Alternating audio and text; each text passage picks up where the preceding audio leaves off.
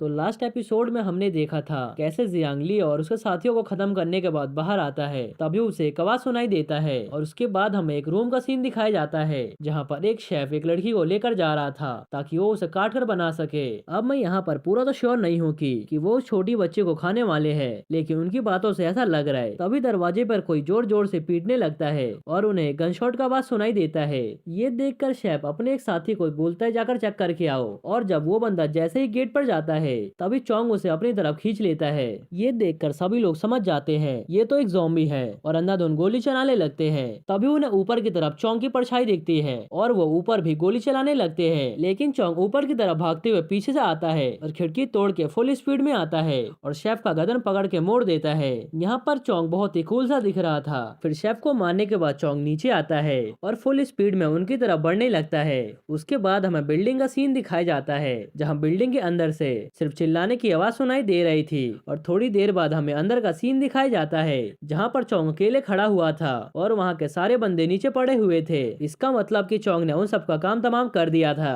तभी उस रूम के अंदर एक लड़की बोलती है इस ज़ॉम्बी ने सभी को मार दिया, लेकिन ये हमारे ऊपर हमला क्यों नहीं कर रहा। तभी वहाँ पर जियांग आता है और वो चोंग की तारीफ करते हुए कहता है बहुत बढ़िया, तुमने तो इन्हें बस कुछ ही मिनट में खत्म कर दिया, मास्क और चेन पहनने के बाद भी। ये सुनकर चोंग खुश होते हुए कहता है इसी कारण तो मैं कूल हूँ। ये देखकर वहाँ के लोग शॉक्ड होते हैं कि आखिर ये बच्चा इस ज़ॉम्बी से बात कैसे कर रहा है। और ये अब तक का रिकैप था। मैंने थोड़ा ज्यादा ही रिकैप दे दिया क्योंकि मैं इस मानवा को 2 हफ्ते के बाद अपलोड कर रहा हूँ ताकि आप सबको याद आ सके। ओके अब आगे। इधर वो सभी लोग चोंग को देख कर डर रहे होते हैं और चोंग वहाँ पर खड़े होकर सभी को देख रहा था। ये देखकर वहाँ खड़ी एक औरत अपनी बच्ची को अपने पास बुला लेती है और हम यहाँ साफ साफ देख सकते हैं कि उन सभी को चोंग से डर लग रहा था। तब जियांग उससे कहता है तुम सब डरो मत, ये हमें कुछ भी नहीं करेगा, बल्कि ये तो हमारा दोस्त है। ये सुनकर वो बच्ची बोलती है नहीं, ये तो एक हाइब्रिड ज़ॉम्बी है जिसके पास बहुत ज्यादा पावर है और वो किसी को भी बिना रुके मार देता है। ये सुनकर तो जियांग थोड़ा शॉक्ड होता है और उसके पास जाते हुए कहता है हाइब्रिड ज़ॉम्बी, क्या तुमने इस टाइप के ज़ॉम्बी पहले भी देखे हैं, और अगर देखे हैं तो कहाँ पर। तब वो लड़की कहती है हाँ, मैंने उसे डेकोर सिटी में देखा था जो यहाँ से बहुत ही पास है और वो ईस्ट में है। ये सुनकर जियांग थोड़ा शॉक्ड होते हुए सोचता है इतनी जल्दी, अभी तो बस ये क्या फिर 2 महीने हुए हैं, लेकिन इतनी जल्दी म्यूटेशन भी स्टार्ट हो गया।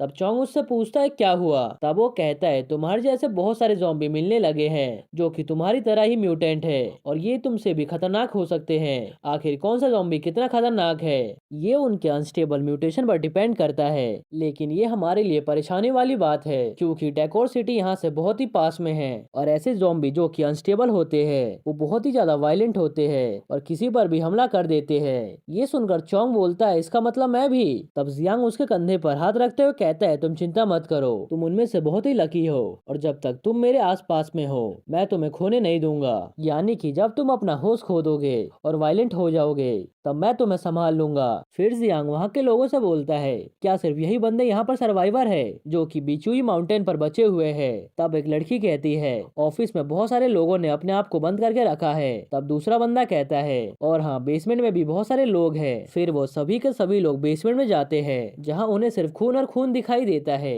ये देखकर तो सभी लोग शॉक्ड होते हैं। तब एक बंदा बताता है यहाँ पर वो बंदे लोगों को लाकर मार दिया करते थे, इसी कारण यहाँ पर ज्यादा लोग नहीं बचे हैं। ये सुनकर जियांग पूछता है क्या वो सभी ने मार कर खाते थे, और खाते भी थे तो इतना कैसे खा लेते थे, इतने लोगों को मार कर खाना इतना भी आसान काम नहीं है। तब एक इंसान बोलता है वो सब लोगों को मारकर उनका मीट यहाँ से ट्रांसपोर्ट करते थे, मुझे नहीं पता आखिर वो सब कितने लोग थे। ये सुनकर जियांग मनी मन सोचता है मुझे अंदाजे से पता है आखिर वो सब कौन और कितने लोग हैं, लेकिन फिर भी वो सब कैसे इतने लोगों को मार सकते हैं, कहीं वो सब इनका मीट ज़ॉम्बी को तो नहीं खिला रहे। फिर जियांग उस बंदे से ऑफिस के बारे में पूछता है जहाँ पर लोग छुपे हुए हैं और वहाँ का माहौल कैसा है। तब वो इंसान बताता है वो ऑफिस यहाँ से 1 किलोमीटर की दूरी पर है जो कि साउथ में एग्जिस्ट करता है। वो लोग लोगों को पकड़ के पहले ऑफिस में लाते हैं और जो उन्हें यूजलेस या फिर बेकार के देखते हैं वो उन्हें यहाँ पर काटने के लिए भेज देते हैं। तभी जियांग के स्क्रीन पर एक मिशन नोटिफिकेशन आता है जिसमें लिखा हुआ था कि उसे अपने कम्युनिटी को एक्सपेंड करना है और जितना हो सके उतने कम्युनिटी को बढ़ाना है। इससे उसे 20 पॉइंट मिलेंगे और अभी उसके पास करंट पॉइंट 36 है। अब हमें साउथ में ऑफिस का सीन दिखाया जाता है जहाँ पर दो गुंडे आपस में बात कर रहे थे।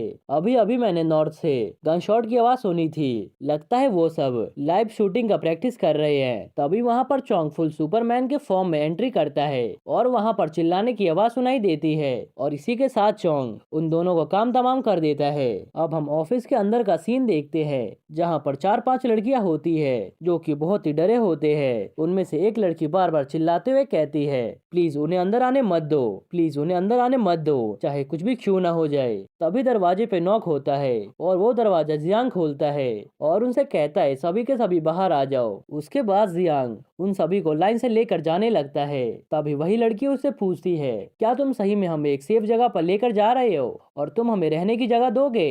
तब जियांग कहता है हाँ, लेकिन इसके लिए तुम्हें काम करना पड़ेगा। ये सुनकर एक बंदा बोलता है ठीक है, मैं काम करने को तैयार हूँ। और वहाँ के बाकी लोग भी खुश होते हुए कहते हैं नो प्रॉब्लम, हम सब बहुत ही हार्ड वर्किंग हैं, इसलिए हम तुम्हारी हेल्प करेंगे। ये सुनकर जियांग खुश होते हुए कहता है ठीक है, चलो अब देर नहीं करते हैं और यहाँ से निकलते हैं। फिर वो उन सभी को बस में बिठाकर अपने विला की तरफ निकल जाता है और विला के पास पहुंचकर बस को रोककर सभी लोगों को नीचे उतार देता है। इधर हम लिली को देखते हैं जो कि जियांग को देखकर खुश होते हुए कहती है, लगता है ब्रदर आ गए, रुको मैं दरवाजा खोल कर आती हूँ। तब फैंग उसे रोकते हुए कहता है, जियांग ने उस बस को वहीं पे रोक दिया है, इसलिए तुम अभी वेट करो, उसके बाद ही दरवाजा खोलना। चलो सबसे पहले देखते हैं कि आखिर वो क्या करने वाले हैं। इधर जियांग उन सभी को बोलता है, देखो ये हमारा किला है, लेकिन मैं तुम सबको इसके अंदर इतनी आसानी से जाने नहीं दूंगा। तब एक बंदा कहता है, हाँ बात तो सही है, ये बहुत ही मुश्किल का टाइम है। तब एक लड़की उसे कहती है, फिर हम सब कहाँ रहेंगे? तब जियांग उन्हें बताता है, मैंने किला के बगल में एक टेम्पररी हाउस बनवाया है जो कि लोहे के वायर से बने हुए है और वो तुम्हारे लिए बहुत ही सेफ जगह है। माना मैंने वो जगह हमारे किला से उतना सेफ नहीं है, लेकिन तुम्हारे पिछले वाली जगह से बहुत ही सेफ है, वहाँ पर तुम आराम से रह सकते हो। वो मेरे एरिया का खुला स्पेस है, लेकिन आगे चलकर मैं उसे इम्प्रूव करवा दूंगा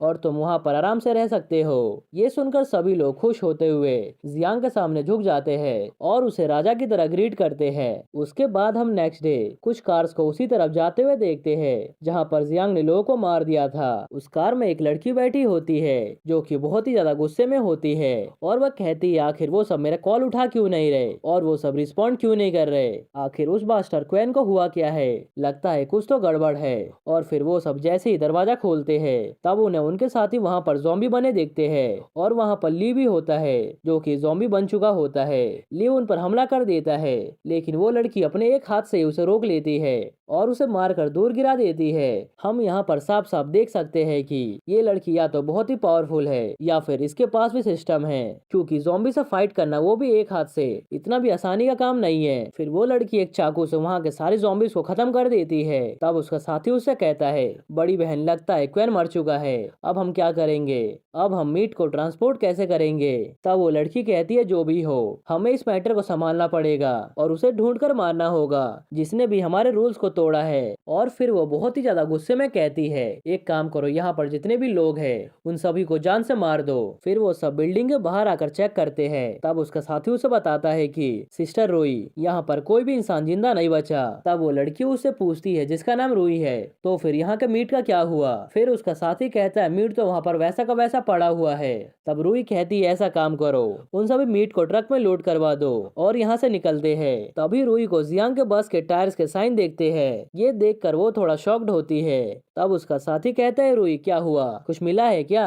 तब रूई खुश होते हुए कहती है, चलो कुछ तो सबूत मिला, अब हमें बस पता लगाना है कि ये निशान कहाँ तक जा रहे हैं। दूसरी तरफ हम जियांग को देखते हैं जो अपने सिस्टम में देखता है कि लोगों को लाने के बाद भी मेरा मिशन कंप्लीट नहीं हुआ। फिर वो देखता है उसमें लिखा हुआ था उसे अपने कम्युनिटी स्कोर को 2 करना है। ये देखकर जियांग सोचता है, आखिर मैं इसे कैसे इंक्रीज करूँ? लगता है मुझे और लोगों को यहाँ पर लेकर आना होगा। फिर वो उन्हें देखते हुए कहता है, चलो बढ़िया बढ़िया है, मैंने इस जमीन को खरीद लिया था और ये जमीन बहुत ही बड़ा है, यहाँ पर लोग बड़े ही आसानी से रह पा रहे हैं। तभी जियांग को उस रेयर म्यूटेंट ज़ॉम्बी के बारे में याद आता है और वो सोचता है चलो उससे बात करते हैं, आखिर उन्हें ये ज़ॉम्बी कहाँ पे मिला था। अब से मैं रेयर म्यूटेंट वाली ज़ॉम्बी को सुपर ज़ॉम्बी बोलूंगा। फिर जियांग उन सभी लोगों के पास जाता है। उसे देखकर वहाँ के सभी लोग उसे भगवान भगवान कहकर उसके घुटनों में गिर जाते हैं। तब जियांग कहता है आपको ऐसा करने की जरूरत नहीं है, मैंने कोई बड़ा काम नहीं किया। फिर वो उस औरत के पास जाकर पूछता है तुमने उस दिन जिस सुपर ज़ॉम्बी के बारे में बताया था आखिर वो तुम्हें कहाँ दिखाई दिया था।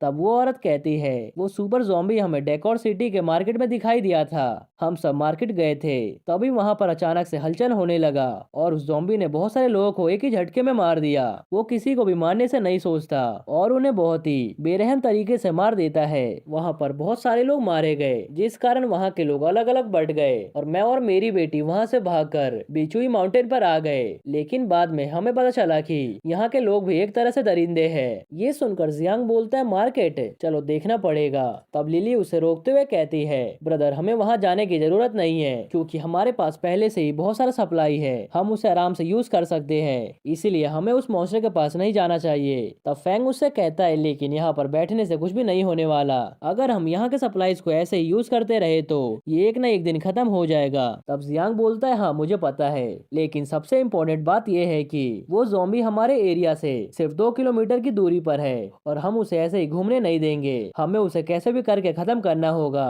चलो जल्दी से चलते हैं। ये सुनकर वो लेडी उसे रोकते हुए कहती है प्लीज वहाँ मत जाओ, वो ज़ॉम्बी बहुत ही खतरनाक है, वो तुम्हें मार देगा। तब जियांग उसे बोलता है तुम चिंता मत करो, हमें पता है हम क्या करने वाले हैं और हमें ये भी पता है कि हम किससे डील करने वाले हैं। फिर वो फैंग से बोलता है फैंग जाओ चौंग को यहाँ पर लेकर आओ, हमें यहाँ से निकलना होगा। दूसरी तरफ हम डेकोर सिटी का मार्केट देख जहाँ पर कुछ सर्वाइवर्स जैसे तैसे बचकर उस मार्केट में सप्लाई ढूंढने आए थे। तब उनमें से एक लड़की जो उनकी लीडर होती है उनसे कहती है मैंने कहा था ना यहाँ पर एक मार्केट है और हमें यहाँ पर सप्लाई मिल सकता है, लेकिन तुम सब जल्दबाजी मत करना और आराम से सामान को ढूंढना क्योंकि हो सकता है कि यहाँ पर लोगों ने पहले लूट लिया हो। ये बिल्कुल पबजी या फिर फ्री फायर वाले गेम की तरह है और इस लड़की के पास तो पेन भी है। तब उनमें से एक बंदा हंसते हुए कहता है जरा सोचो हम कितने बहादुर है, आखिर किसके पास हिम्मत है ऐसे इस मार्केट में फ्रीली घूमने का। फिर वो सभी एक मॉल के अंदर जाते हैं जहाँ पर जैसे वो एंटर करते हैं वैसे ही बहुत सारे ज़ॉम्बी उन पे अटैक कर देते हैं। तब वो लड़की उन्हें पेन से पट से हेडशॉट मार के खत्म कर देती है। तब उनमें से एक आदमी कहता है यहाँ पर ज़ॉम्बीज तो है लेकिन ये तो बहुत ही कम है, लगता है बहुत सारे ज़ॉम्बीज पहले ही मारे जा चुके हैं, इसका मतलब कि ये जगह पहले से लूटा हुआ है। उसी मॉल में हम एक सुपर ज़ॉम्बी को देखते हैं जो कि बहुत ही ज्यादा गुस्से में होता है और वो मनी मन कहता है मेरा शिकार आ गया, मेरा शिकार आ गया, वो भी बहुत ताजा है। इधर वो सभी लोग बहुत ही धीरे धीरे से आगे बढ़ रहे थे, तभी उन्हें वहाँ पर बहुत सारा सप्लाई दिखता है और उनके लीडर को एक बेड भी दिखता है। ये देखकर वो लड़की खुश होती है और वो सीधा जाकर बेड पे कूद जाती है। तब वहाँ के लोग बहुत ज्यादा खुश होते हैं और सामान को इकट्ठा करने लगते हैं। तब उनमें से एक बंदा कहता है क्यों ना हम सब यहीं पर सेटल हो जाए। तब एक आदमी कहता है चलो ऊपर चल के स्मोक करते हैं। फिर वो दोनों टेरेस पे आकर स्मोक करने लगते हैं। तब उसका एक साथी पूछता है क्या हमें सही में इस मॉल में रहना चाहिए। फिर वो बंदा बोलता है इस मॉल में बहुत सारे एंट्रेंस है, इसका मतलब कि यहाँ पर डिफेंड करना बहुत ही मुश्किल का काम है। और जब हम रास्ते में आ रहे थे तब मैंने 2 मंजिल वाला बिल्डिंग देखा था जो कि हमारे लिए बेस्ट रहेगा। तभी वो सुपर ज़ॉम्बी अपने क्लॉज को उसके आर पार कर देता है। ये देख कर तो दूसरा बंदा बहुत ही शॉक्ड होता है और वो सुपर ज़ॉम्बी को देख कर वहाँ से भागते हुए कहता है प्लीज कोई तो मेरी हेल्प करो, यहाँ पर एक भूत है। तभी वो सुपर ज़ॉम्बी उसे भी आकर खत्म कर देता है। उनकी आवाज सुनकर यहाँ के सभी लोग थोड़े से परेशान होते हैं और सोचते हैं आखिर उन्हें क्या हुआ, क्या उन पर किसी ज़ॉम्बी ने अटैक कर दिया है। इधर वो सुपर ज़ॉम्बी एक बंदे को अपने क्लॉ से उठाकर उसे 2 टुकड़ों में चीर देता है। ये देखकर तो वहाँ के सारे लोग बहुत ज्यादा डर जाते हैं और इधर उधर भागने लगते हैं, लेकिन वो सुपर ज़ॉम्बी एक एक करके सभी को खत्म कर देता है और लास्ट में बचती है उनकी लीडर जो कि बहुत ही तेजी से भाग रही होती है। लेकिन तभी उसके हिल्स टूट जाते हैं और वो सुपर ज़ॉम्बी उस पर अटैक कर देता है और उसके चिल्लाने की आवाज सुनाई देती है। वो सुपर ज़ॉम्बी उस लड़की पर जैसे ही अटैक करने वाला था वैसे ही वहाँ पर चोंग आता है और उसे बचा लेता है। ये देखकर वो लड़की थोड़ा शांत होती है और सोचती है कि आखिर ये है कौन और इसने मास्क क्यों पहना है। तभी वहाँ पर जियांग आता है और उसे बोलता है डरो मत। फिर वो अपना हाथ आगे बढ़ाता है उसके हेल्प करने के लिए। उसे देखकर वो लड़की मनी मन सोचती है ये तो वही इंसान है जो हमसे जमीन खरीदने आया था। तभी जियान उसे उठाते हुए कहता है, ओ ये तो तुम ही हो जिससे मैंने पहले पहले जमीन खरीदा था, और हमने इस लेडी को पहले एपिसोड में ही देखा था, और इस लेडी का नाम निंग है। तभी अचानक से वो लड़की चिल्लाते हुए कहती है, इस बिल्डिंग में ज़ॉम्बी है, भागो यहाँ से। तब जियांग उसे शांत करवाते हुए कहता है, चिंता मत करो, उस ज़ॉम्बी को मेरे दोस्त ने संभाल लिया है। ये सुनकर वो पीछे देखती है जहाँ पर चोंग ने उस ज़ॉम्बी का हाथ पकड़ा हुआ था, और वो सुपर ज़ॉम्बी उसे कहता है कि क्या तुम इस शिकार को अकेले ही लेना चाहते हो। लेकिन चोंग उसकी बातों का बिल्कुल भी जवाब नहीं देता और शांति से बिल्कुल कूल बन के खड़ा था। तभी जियांग चिल्लाते हुए कहता है, ब्रदर क्या तुम इसे संभाल लोगे। तब चोंग कहता है, हाँ देखते हैं क्या किया जा सकता है। चोंग यहाँ पर बिल्कुल चिल गया बना हुआ था। फिर वो दोनों ज़ॉम्बी एक दूसरे से फाइट करने के लिए दूर दूर हो जाते हैं। तब वो सुपर ज़ॉम्बी हंसते हुए कहता है, पहली बार मैं अपने जैसे बंदे से मिल रहा हूँ, चलो देखते हैं मजा आएगा। ये कहते ही वो उसके ऊपर अटैक कर देता है, लेकिन चोंग उसके अटैक को डॉज कर लेता है। तब वो सुपर ज़ॉम्बी कहता है, अगर मैं तुम्हें खा लूंगा तो क्या मेरा इवोल्यूशन होगा। तब ज़ॉम्बी आगे बढ़ते हुए उसके फेस पर एक जोर का पंच मारता है जिससे वो नीचे जाकर गिर जाता है। ये देखकर वो सुपर ज़ॉम्बी कहता है, मानना पड़ेगा तुम्हारे हाथों में स्ट्रेंथ तो है।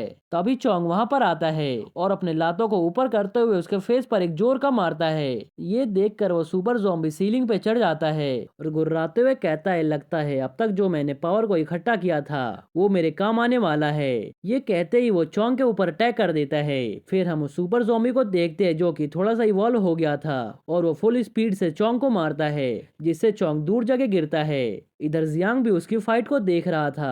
तब फैंग उससे कहता है, लगता है चोंग उससे हार जाएगा, हमें उसकी हेल्प करनी चाहिए। तब जियांग बोलता है, सही हुआ हम यहाँ पर आ गए और हमारे यहाँ आने पर बहुत ही फायदा हुआ है, नहीं तो ये ज़ॉम्बी अब तक बहुत सारे इंसानों को मारकर खा लेता और बहुत ज्यादा पावरफुल बन जाता। फिर वो अपने सिस्टम के हेल्प से गन निकालता है। ये देखकर वो लड़की हैरान होते हुए कहती है, क्या इसने हवा में से गन निकाल दिया, क्या इसे जादू आता है। फिर जियांग उस गन को एम करते हुए चोंग से कहता है, ब्रदर चोंग अगर तुमने उस ज़ॉम्बी को थोड़ी देर और होल्ड कर लिया तो मेरा काम हो जाएगा। ये सुनकर चोंग उस ज़ॉम्बी को पकड़ लेता है। तभी जियांग एम करते हुए उस सुपर ज़ॉम्बी के सर पे पट से हेडशॉट मारता है, लेकिन उस गोली से ज़ॉम्बी को कुछ भी फर्क नहीं पड़ता और वो खड़े होते हुए कहता है, क्या तुमने मुझे चोट पहुंचाई, अब मैं तुम्हें जान से मार दूंगा। ये देखकर फैंग शॉक्ड होते हुए कहता है, तुमने उसे हेडशॉट मारा था फिर भी उसे कुछ भी नहीं हुआ। तब जियांग लगातार उस पर गोली चलाने लगता है और फाइनली उसे मार देता है। फिर जियांग चोंग से कहता है, क्या तुम इसे खाना चाहते हो। ये सुनकर चोंग कहता है, हाँ ट्राई करता हो।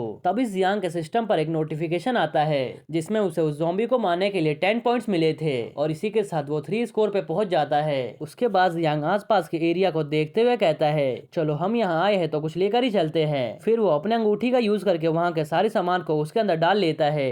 ये देखकर वो लड़की बहुत ही शॉक्ड होती है और फैंग सोचता है, अरे वाह ये कितना बढ़िया मैजिक है, ये तो बहुत ही कूल है। और ये सीन यहीं पर कट होता है। दूसरी तरफ हम रुई और उसके साथियों को देखते हैं जो कि जियांग के किला पर पहुंच चुकी थी और उसका साथी दूरबीन से देखते हुए कहता है, इस किला में एक लड़की है और साथ ही साथ बगल के कैंप में बहुत सारे लोग हैं जो कि बहुत ही कमजोर है। ये सुनकर रुई कहती है, फिर उन्होंने हमारे साथियों को कैसे मारा। शायद लगता है उन्होंने हमारे साथियों को मारने के लिए स्ट्रेटेजी का यूज किया होगा, उन्होंने ज़ॉम्बी से उन्हें मरवा दिया होगा। चलो बढ़िया है, हमने इन्हें ढूंढ लिया और हमारे पास अब मीट की कमी नहीं होने वाली। तब उसका ड्राइवर उससे पूछता है, क्या हम इन पर अटैक कर दे। तब रुई कहते हैं, नहीं अभी नहीं, अभी हम वापस जाएंगे और अपने साथियों के साथ बहुत सारे वेपन लेकर आएंगे, उसके बाद ही हम इन पर अटैक करेंगे। उसके बाद वो सब अपने गाड़ी से चले जाते हैं। दूसरी तरफ जियांग और फैंग भी वापस आ रहे थे और फैंग उस लड़की को अपने किला के बारे में समझा रहा था। ये सुनकर वो लड़की बहुत ही खुश हो रही थी।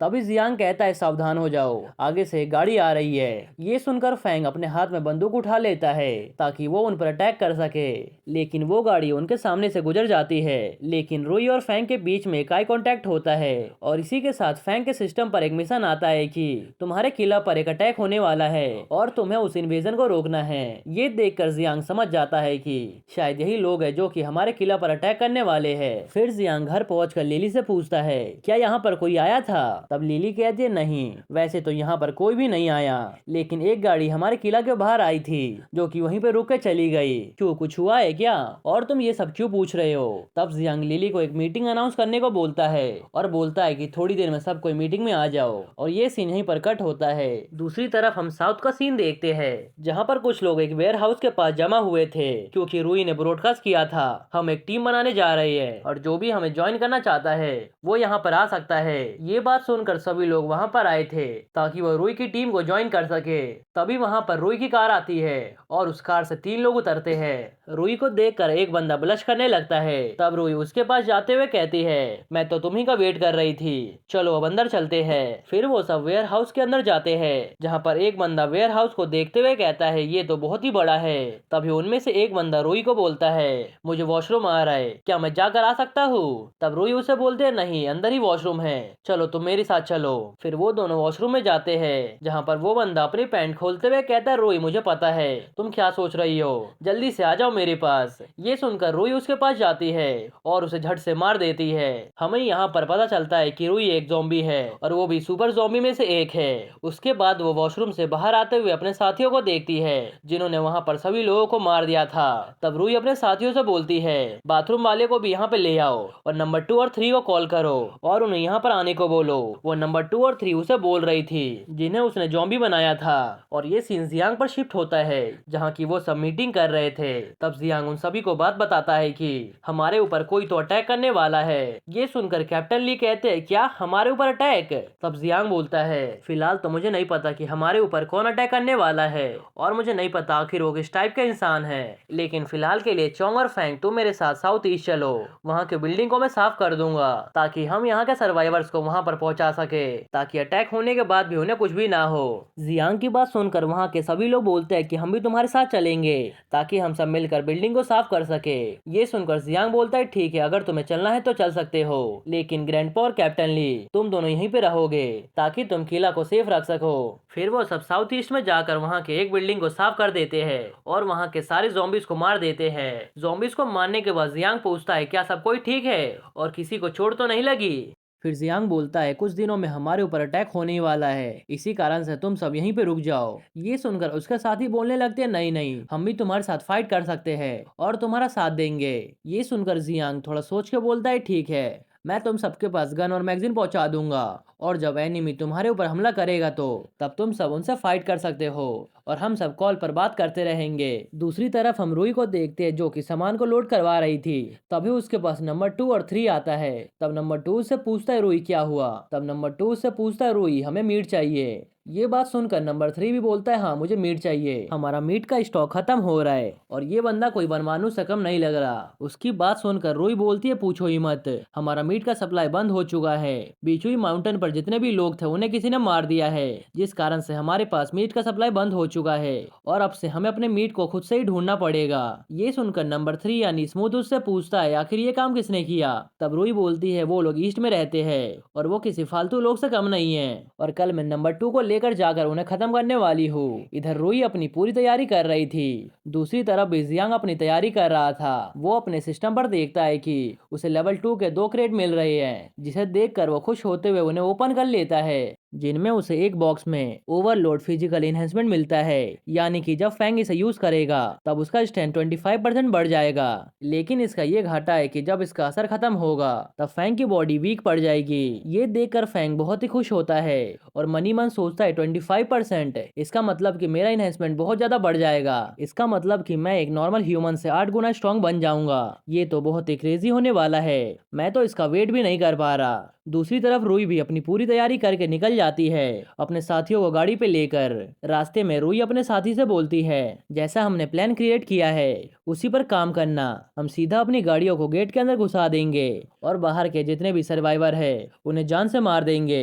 फिर नंबर 2 गेट को तोड़ने पे लग जाएगा और तुम सब उसे कवर दोगे और फिर हम मॉडिफाइड व्हीकल से अंदर घुस जाएंगे। उसके बाद तो वहाँ का सारा सामान हमारा होगा। ये प्लान बनाकर वो सब निकल जाते हैं। दूसरी तरफ हम फैंग को देखते हैं जो कैप्टन ली के साथ था। फिर वो उनसे पूछता है, मुझे याद है तुमने कहा था कि तुम राइफल का यूज कर सकते हो। ये सुनकर ली खुश होते हुए कहता है, हाँ मैं कर तो सकता हूँ। जब मैं आर्मी में था तब मैं इसका यूज किया करता था। तब फैंग उससे पूछता है, क्या तुम 200 मीटर की रेंज से फायरिंग कर सकते हो? ये सुनकर ली बोलता है, अरे अरे मुझे इतना भी कमजोर मत समझो, अगर हवा ना चले तो मैं तो 500 मीटर से भी शूट कर सकता हूँ। तभी वहां पर फैंग आता है जो कि एक बॉक्स को लेकर आया था। फिर वो उसे खोलता है जिसके अंदर बैरेट थी। ये एक बहुत ही तगड़ा स्नाइपर होता है। इसे देख कर ली बहुत ही खुश होते हैं और फैंग से पूछते हैं, आखिर ये स्नाइपर तुम्हें कहाँ मिली? ये कोई आम स्नाइपर नहीं है जो किसी को भी मिल जाए, ये एक बहुत ही एडवांस स्नाइपर है। तब जियांग उससे बोलता है, हाँ मैंने बैरेट मंगवा तो ली, लेकिन हमारे पास सिर्फ 2 मैगजीन हैं और एक मैगजीन के अंदर 5 एमओ होता है, यानी कि हमारे पास टोटल 10 शॉट है।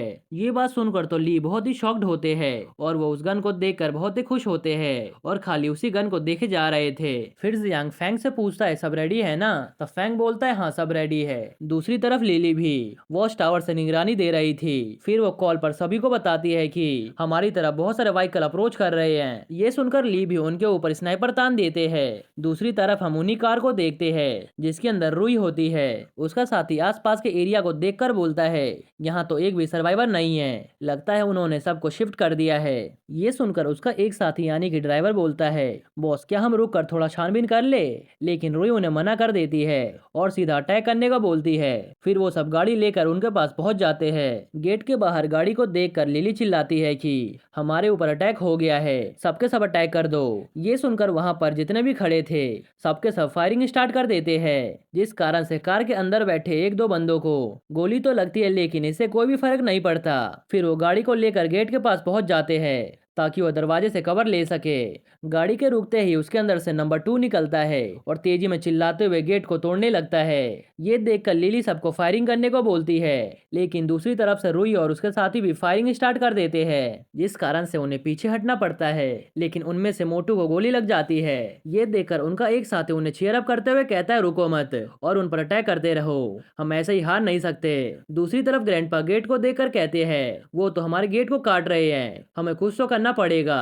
ये देखकर जियांग सभी को शांत करते हुए कहता है, रिलैक्स हो जाओ, मेरे पास एक बहुत बढ़िया प्लान है। ये कहकर वो अपने किला से बाहर निकलता है और वहां से भागने लगता है। दूसरी तरफ नंबर 2 ने दरवाजे को तोड़ दिया था। ये देखकर सभी लोग चौकन्ने हो जाते हैं और लिली के साथ सभी लोग नंबर 2 के पास जाने लगते हैं ताकि वो उस पर अटैक कर सके। इधर हम रुई को देखते हैं जो कि दरवाजे को देखकर बहुत ही खुश हो रही थी और मनी मन सोचती है मजा आएगा, अब इन्हें पता चलेगा कि आखिर रिवॉल्वर क्या होते हैं और इनका क्या कर सकते हैं। फिर वो अपने साथियों को कमांड देते हुए बोलती है, सब कोई नंबर 2 के पीछे रहना और जब हम अंदर करेंगे तब सब लोग वहाँ के लोगों को मार देना। ये सब देखकर जियांग ली से बोलता है कि अभी सबको वेट करो और मैं जब जैसे इशारा करूंगा तब उसे हेडशॉट मार देना।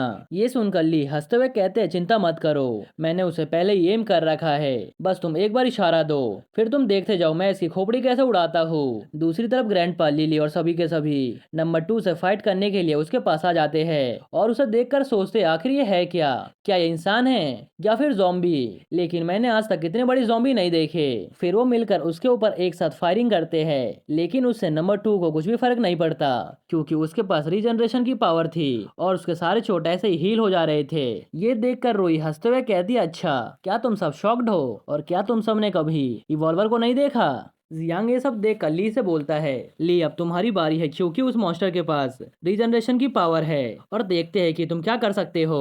ये सुनकर ली नंबर 2 के ऊपर पट से हेडशॉट मारते हैं जिसके कारण से उसका पूरा सिर उड़ जाता है। बेशक वो गन है तो बहुत ही पावरफुल। ये देख कर तो रोई और उसके साथी बहुत ही शॉक्ड होते हैं और मनी मन सोचते हैं कि आखिर इनके पास इतनी पावरफुल गन आई कहाँ से। तभी जियांग पीछे से उनके ऊपर हमला कर देता है, यानी कि जब वो किला से बाहर गया था तब वो मेन गेट से हमला करने आया था। ये देखकर सभी लोग वहां से भागने लगते हैं। तभी जियांग रुई को एम करके गोली चलाने ही वाला था, लेकिन रुई उसे देखकर एक बंदे को अपने सामने खींच लेती है। ये देखकर जियांग थोड़ा शॉक्ड होता है और मनी मन सोचता है मानना पड़ेगा इस बंदी का रिएक्शन टाइम तो बढ़िया है। फिर रुई जियांग के साथी को उसके ऊपर फेंक कर जाने लगती है, तब जियांग उसे डॉज करते हुए उसे कुछ भी नहीं करता। दूसरी तरफ हम ली को देखते हैं जो कि रुई के ऊपर एम कर रहे थे, लेकिन उनका निशाना थोड़ा चूक जाता है और उनका गोली सीधा रुई के पैर पे लगता है।